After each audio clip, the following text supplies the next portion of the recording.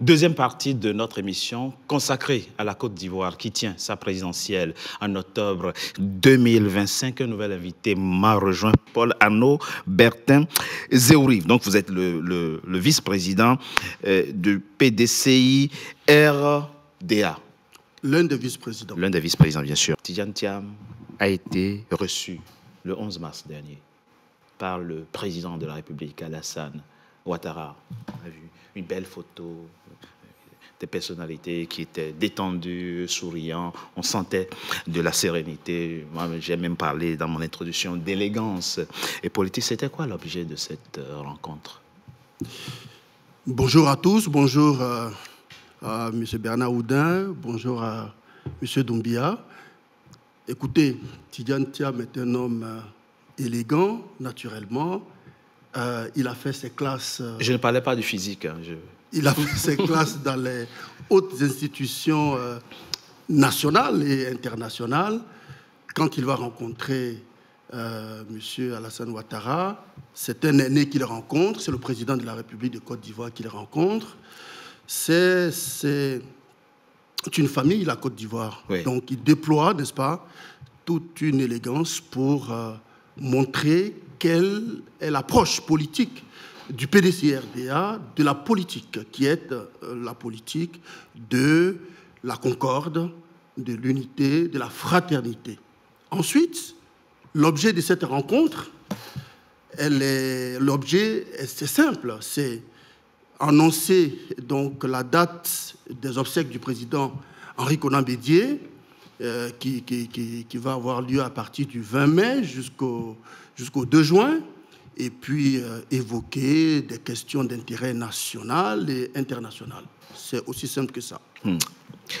Mais en le recevant, ce 11 mars, le président Alassane Ouattara recevait après aussi un concurrent à lui. Vous ne faites plus mystère. Un concurrent...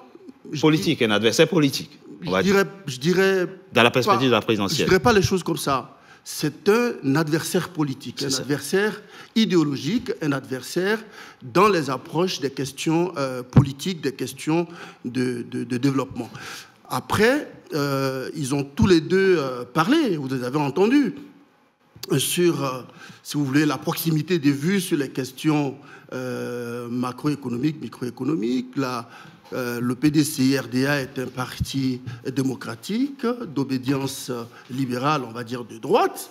Le RHDP, on va dire, est sorti un petit peu du ventre du PDCI-RDA. Donc, quand un père a généré un enfant, l'enfant peut développer, si vous voulez, des compétences différentes, mais il n'ira jamais plus loin. Donc, on considère que le RHDP tient du PDCI-RDA et c'est normal que les deux points de vue ne divergent pas sur la forme. Maintenant, sur le fond, c'est un autre modèle qu'on voit dans l'arrivée de Tidjane Thiam, qui est donc manifestement différent du président Henri Konan Bédié. On va en parler tout à l'heure. Du président Félix Houphouët-Boigny. On reviendra tout à l'heure sur ce que incarne à vos yeux le président, oui, bien sûr, le président Tidjane Thiam. C'est le président du PDCI. Bien sûr, le président du PDCI-RDA et l'offre politique qu'il veut proposer, ou du moins qu'il entend proposer aux Ivoiriens. Très rapidement, Bernard Oudin. Quand on parle d'une présidentielle, c'est-à-dire, on parle d'un mandat qui s'achève aussi. Et on se projette à l'avenir. Quel est votre regard sur les 13 dernières années où la Côte d'Ivoire a été dirigée par le président Alassane Ouattara? Vous émettez le souhait de voir le président Laurent Gbagbo candidat à cette présidentielle et pour qu'il remporte même cette présidentielle. Quel est le regard que vous portez sur celui donc de son prédécesseur, si éventuellement il devient... Vous savez, il y a quelques années déjà, dans un certain nombre d'interviews, quand on me posait la question, en particulier par rapport à certaines réalisations du régime Ouattara aujourd'hui, et à l'époque on parlait du pont Henri Konan Bédié et de 2-3 autres réalisations, j'avais l'habitude de répondre: un pont, ça ne se mange pas. Parce que quand on veut développer un pays, il est bien de faire des infrastructures, mais il faut se rappeler qu'on a aussi des habitants dans ce pays. Et que ces habitants-là, le fait qu'il y ait un très joli pont, qui soit en plus à péage pour certains, ça n'arrange pas nécessairement le garbat du soir. Donc, c'est là qu'est le vrai sujet. C'est est-ce qu'on a le développement du pays pour avoir quelques réalisations, entre guillemets, qui pourraient être considérées comme pharaoniques, et à côté de ça, des populations qui restent dans un état déplorable, comme celle qu'on a des guerpilles de Boribana, du Gesco, sans parler de toutes celles qui vivent dans les villages, les campements, avec des problèmes d'eau, d'électricité, d'accès à la circulation et au déplacement. Donc le vrai problème est là. Pour les Ivoiriens, ils vont pouvoir s'exprimer. Une élection, ça permet au peuple de s'exprimer. Parce que, comme dit le président Gbagbo, le fauteuil présidentiel appartient au peuple. Oui. Le président est locataire. Et pendant qu'il est locataire, il faut qu'il agisse pour que le peuple décide de le garder ou de le congédier. Si on voit la Côte d'Ivoire aujourd'hui, on est très inquiet pour la future. Le plus gros Vous êtes très inquiet pour le futur de la Côte d'Ivoire. Le plus gros problème de la Côte d'Ivoire aujourd'hui, c'est son endettement par rapport à l'international. Et ça, c'est une chose qui va être très difficile à gérer pour les générations futures. Quand Gbagbo a été arrêté en 2011, on avait obtenu le PPTE, le système du mécanique des Nations Unies, du Fonds monétaire et de la Banque mondiale, qui est sur les pays pauvres très endettés. Ce qui permettait de faire chuter les endettements de la Côte d'Ivoire de façon drastique. D'ailleurs, c'est la seule personne qui en a bénéficié, c'est Ouattara, après la chute de Gbagbo, puisque ça a été appliqué à partir de juin 2011. Mais c'est sous le président Gbagbo que tout a été monté. Et dans ce cadre-là, la dette extérieure de la Côte d'Ivoire a été redescendue à 4 000 milliards. Elle est aujourd'hui au-delà de 30 000 milliards. C'est hallucinant. Moi, j'ai été, il y a une cinquantaine d'années, conseiller technique au ministère des Finances à Abidjan. Mon ministre s'appelait Henri Conan-Bédier. Je m'occupais de dette publique. Mais des chiffres comme ça, c'était tellement astronomique qu'on n'y aurait même pas pensé. Aujourd'hui, on est dans cette situation, et c'est ça le vrai problème. Prenez l'Argentine, prenez le Ghana, prenez le Congo, prenez d'autres... Quel Congo? Le Congo-Brazza, par exemple. Oui. Ce sont des pays qui ont été mis quasiment sous tutelle d'organismes privés internationaux, ce qu'on appelle les fonds vautours. Oui, oui, c'est vrai. Et oui. Parce que les dettes de ces pays-là ont été rachetées par les fonds vautours. Et les fonds vautours, eux, ils ne veulent pas un pourcentage de la dette. Ils veulent la dette elle-même. Oui. Et ils ont pris dans certains pays comme le Congo ou l'Argentine, vous voyez l'état de l'Argentine aujourd'hui. Ouais. Ils ont hypothéqué quasiment le pays. Absolument. Et la Côte d'Ivoire est dans cette situation. Je ne vois pas très bien la comparaison. La comparaison, c'est qu'avec 33 000 milliards d'endettement, vous avez aujourd'hui le gouvernement ivoirien qui fait ce qu'on appelle de la cavalerie financière, c'est-à-dire qu'on prend des emprunts pour rembourser les autres emprunts. C'est-à-dire que les intérêts de la dette sont tellement élevés qu'il faut prendre des emprunts pour payer ces intérêts. Et là, le pays, on peut dire tout ce qu'on veut. On pourra avoir un très joli pont à Auban. Fakouri est un excellent architecte. Je rappelle aussi au passage que l'autoroute du Nord jusqu'à Yamoussoukro... En pleine rénovation, oui. Jusqu'à Yamoussoukro, il était construit en 2010. Oui, mais donc, c'est en rénovation actuellement. Et puis il y a la corniche San Pedro qui a dû être refaite Abidjan. Parce que à l'époque ils ont reconstruit et ça a duré je ne sais pas combien de temps, etc. On ne va pas énumérer tout ça, mais le fait principal c'est la dette et la situation des Ivoiriens au jour le jour dans tous les coins de Côte d'Ivoire. Il est très dur, hein. Il est très dur. Oui, c'est bien ça.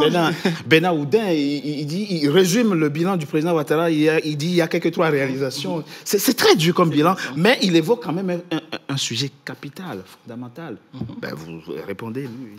En fait, ce que j'ai envie de dire à monsieur Oudin, d'emblée, j'ai comme l'impression qu'il veut se substituer à une agence de notation, alors que nous, en Côte d'Ivoire, on écoute les experts.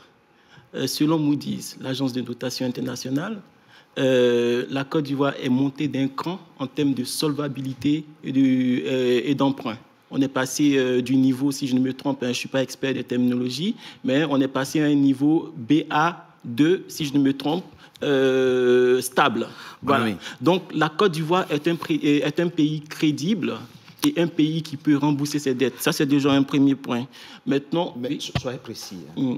Il a évoqué des choses. Il dit on ne mange pas des ponts. On ne mange pas des points, c'est des... Donc quand il dit ça, il faut parler de la pauvreté. Il faut parler de la pauvreté. Il faut parler des choses concrètes. Je vais juste... La vie est-elle chère à Abidjan ou pas? Il faut donner des choses concrètes. Allez, voilà.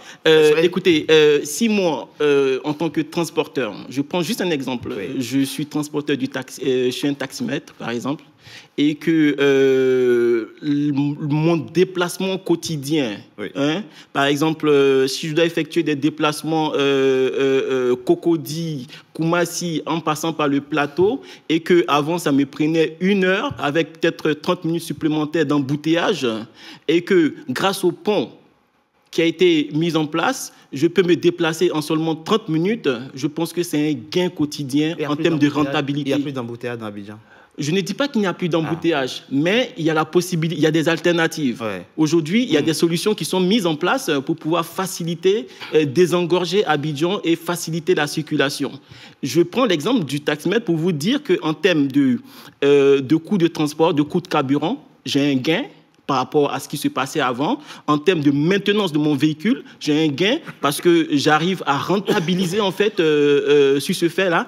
Et donc, du coup, clairement, en fait, je gagne en fait à la fin de la journée quelque chose que je ne pouvais pas effectivement bénéficier avant parce qu'il fallait aller voir un mécanicien et tout ça. Donc, c'est des réalités aujourd'hui que font que témoignent en fait les populations ivoiriennes. Moi, aujourd'hui, quand je vais à Abidjan et que je dois me déplacer à Yamoussoukro, je fais mon déplacement aujourd'hui en moins de 2 heures, alors qu'avant, en fait, c'était plus que ça. Et ne sont pas les seuls exemples en fait qui existent. Donc aujourd'hui, c'est pour dire que on mange le pont parce que le pont nous permet de pouvoir effectivement rentabiliser sur nos activités quotidiennes. Si vous dites ça, vous laissez supposer que tous les Ivoiriens vivent à Abidjan et que la Côte d'Ivoire, c'est Abidjan. Ce n'est pas le cas. Non, les ponts et les infrastructures routières ne sont pas seulement qu'à Abidjan. Si on aborde le sujet sur le bilan, en fait, moi, je vous donnerai des chiffres, en fait, parce qu'avec le gouvernement RHDP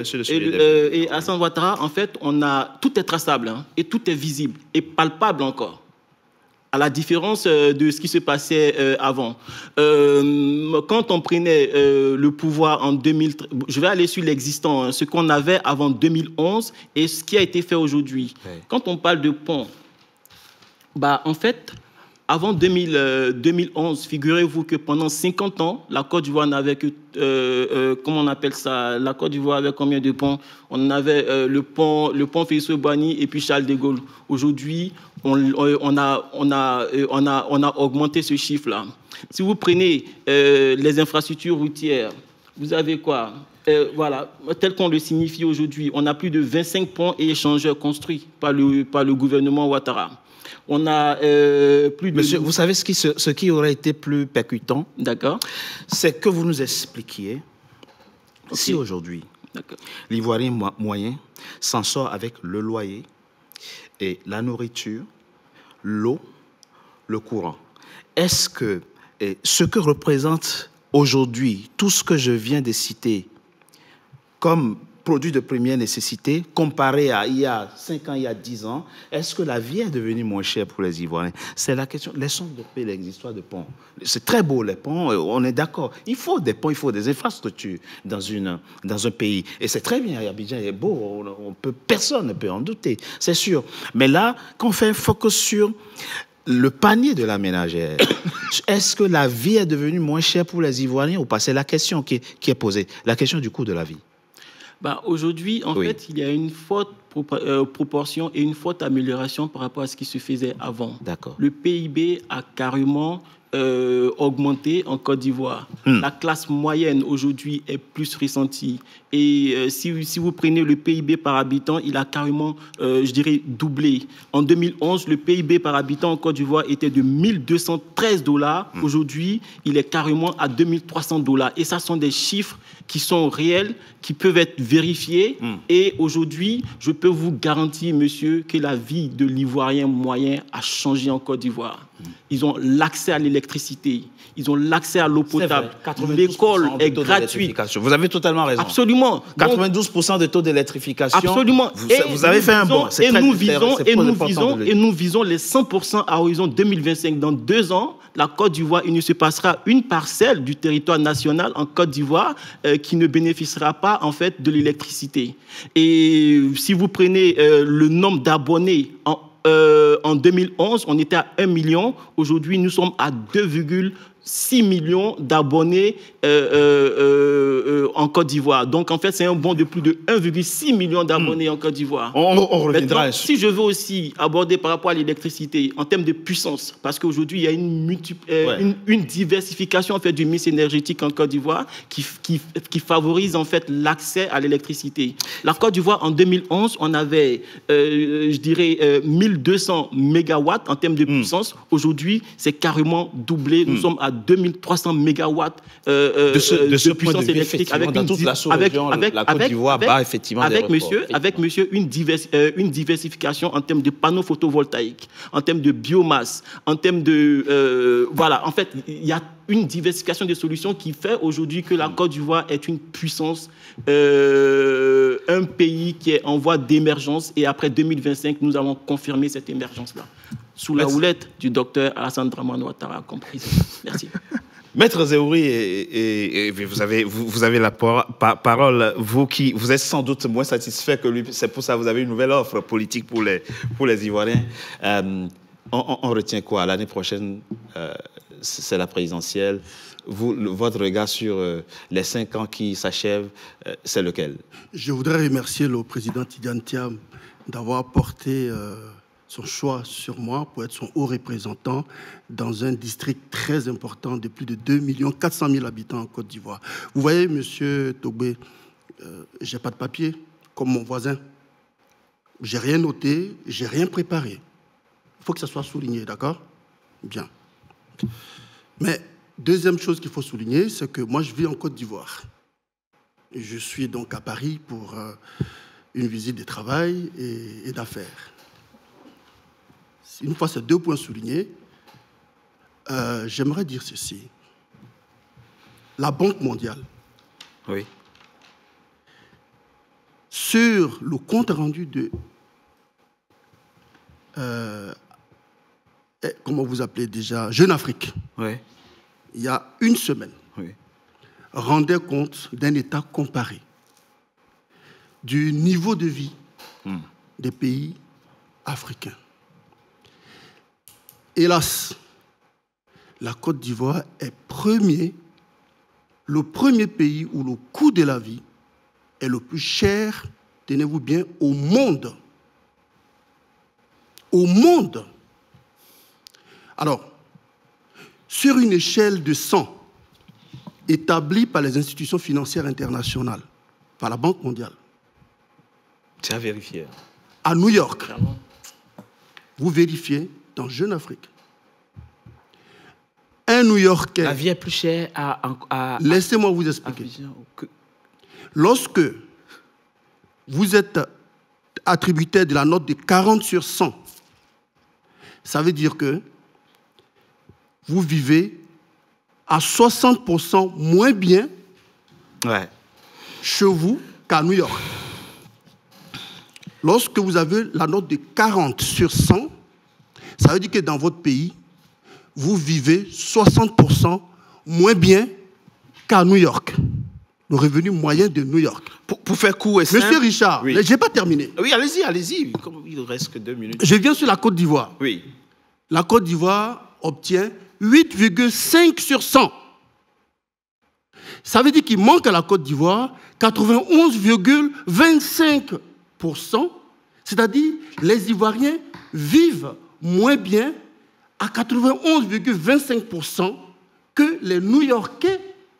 Ça veut dire qu'en Côte d'Ivoire, pour pouvoir atteindre le rapport du niveau de vie avec les revenus gagnés, il faut progresser de près de 91,25%. C'est dire à quel point le pays est dans une situation catastrophique du point de vue du niveau de vie des Ivoiriens qui sont surendettés. Lorsque mon voisin parle du PIB, il est estimé à 4 millions combien par habitant en Côte d'Ivoire?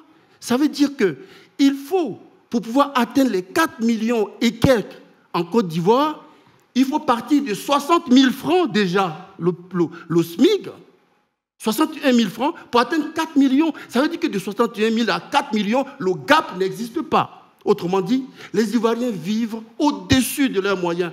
Les Ivoiriens vivent au-dessus de tout, dans un endettement pharaonique. Et M. Oudin l'a expliqué tout à l'heure, les gens s'endettent pour vivre, pour construire sur les générations à venir. Et je termine pour dire, moi je suis le représentant de M. Tidiane Thiam dans une région, dans un district qu'on appelle le Lodjibois. Dans ce district, la pauvreté est la richesse la plus partagée. Les gens meurent en cascade. Ils meurent tous les jours de faim. Ils meurent tous les jours de maladies. Même une migraine peut tuer quelqu'un dans mon district. C'est dire que ce que dit la Banque mondiale et qui est publié par Jeune Afrique et que vous pouvez vérifier est vrai. Et moi, je le vis au quotidien parce que c'est moi, avec mes amis, c'est moi, avec le PDCRDA, qui participons à financer ces funérailles, à soigner ces personnes, à nourrir ces orphelins, à mettre les enfants à l'école, à aider les étudiants et à alimenter la vie de tous les jours. Alors que mon voisin soit satisfait de ce qui se passe en Côte d'Ivoire, tout ce que nous lui disons, où est-ce qu'il a mis les Ivoiriens dans tout ça? D'accord. Il va... Une petite chose pour revenir, avant qu'on termine. Un petit détail, par exemple, sur Moody's, qui est une agence de notation privée comme Standard et d'autres, et Fitch.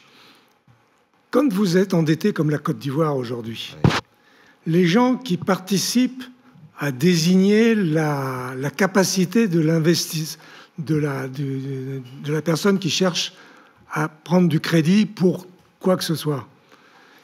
Arrivé à un tel niveau d'endettement, l'organisme comme Moody's ne peut que donner plutôt une bonne note potentielle à l'endetté pour essayer de lui obtenir un crédit complémentaire, parce que c'est sa survie. Monsieur Oudin, non, la note BA2 stable... Non, mais c'est déjà très bas. Monsieur Oudin veut dire 8 sur 20. Non, mais je sais bien tout ça. Ça veut dire, en vrai, 8 sur 20, c'est-à-dire, c'est une meilleure note en dessous de la moyenne. Mais il y a une progression par rapport au passé de 7 à 8. Non, mais c'est simplement pour dire que les agences essayent de préserver la capacité d'endettement pour retrouver leur argent à la sortie. Il y a une nuance. Ce qui me plaît en fait dans ce débat, c'est qu'il y a des gens en fait qui veulent s'ériger en experts. Alors que quand on laisse parler les experts, alors on n'est pas des experts en fait de cette position de la Côte d'Ivoire. Stanislas Zézé, le responsable de Bloomfield, a témoigné qu'effectivement cette note-là est plutôt. D'abord, M. Zézé n'est pas.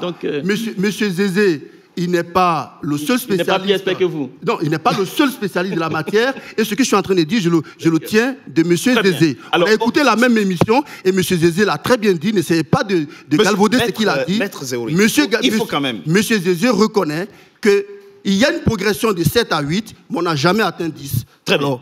Il faut arrêter. Et vous répondre. On va l'atteindre avec les nouveaux gisements. Il faut recentrer le débat et nuancer les choses. C'est important ça. On va pas faire de l'idéologie, de la propagande. Non, on est entre nous instruits, intellectuels. La question de la dette, il faut nuancer avant qu'ils ne vous répondent. La dette, ça dépend de ce qu'on en fait. Tout le monde s'endette. La France a une dette de 3 000 milliards d'euros. Clairement. La question n'est pas le problème. Si vous prenez c'est comme si vous allez dans une banque, vous prenez le crédit, et si vous allez le consommer sans rien investir, sans rien construire, ce n'est pas la même chose que celui qui va prendre un crédit et qui l'investit dans quelque chose, qui achète quelque chose, qui l'investit de façon à le rendre productif. Donc, faisons la différence. Je vais vous donner un exemple précis.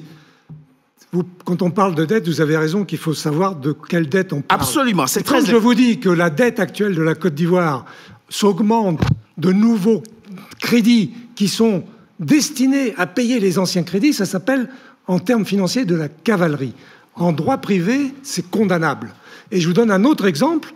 Le Japon a une dette publique très élevée. C'est ça. Mais cette dette est intérieure. C'est-à-dire que c'est les Japonais qui se doivent à eux-mêmes. Ça, c'est vrai aussi. Tandis que la Côte d'Ivoire, ce n'est pas les Ivoiriens qui sont propriétaires de la dette. Ce n'est pas structuré. Monsieur Oudin, Richard, une dette, en France, le pays est endetté au plan international à l'égard de l'extérieur. Mais le PIB par habitant en France, vous le connaissez. Vous vivez ici et vous savez que les Français vivent, je ne dirais pas aisément, mais en tout cas, les agrégats sociaux en France. Ah, mais ça, d'accord. Totalement d'accord. Il y a une stabilité. Totalement d'accord. J'ai dressé un tableau sinistré tout à l'heure, c'est dire à quel point la dette ivoirienne est toxique. Et puis il y a un dernier point, juste un dernier point, on parle de PIB. On marque une coup de pause, on se retrouve dans quelques instants pour poursuivre cet échange. Et il vous répondra. Quelques secondes seulement, juste quelques secondes. À tout de suite, à tout de suite.